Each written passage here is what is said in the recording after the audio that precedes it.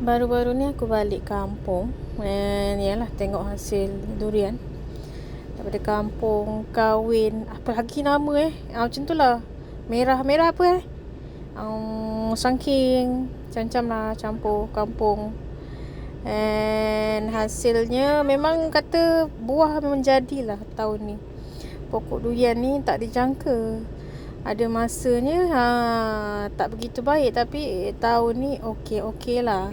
Cuma bab harga durian jatuh tu nak-naknya musangking, sebab semua kebun musim ni menjadi pada bulan yang sama, pada musim yang sama, macam tu lah.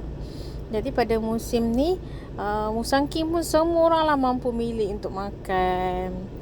Durian-durian kampung rasanya sampai RM3 kot sekilo. Macam tu lah cerita dia. Lepas tu banyak durian untuk musim ni. So kalau nak makan, baik musim ni. Sebabnya nanti kalau musim durian sikit je kan, hasilnya sikit pada musim tu, maknanya harga durian tu akan melambung tinggi. Dah macam saham pula kan. Macam ikan lah, ada turun naik juga harga ya. Kalau cili pun sama kan.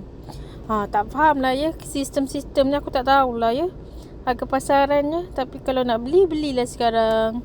Sebab memang murah lah untuk musim ni. So good luck lah korang. Nak makan durian, sila makan pada musim ini. Lah makan durian, semua kebun hasil. Mantap. Okay, bye guys.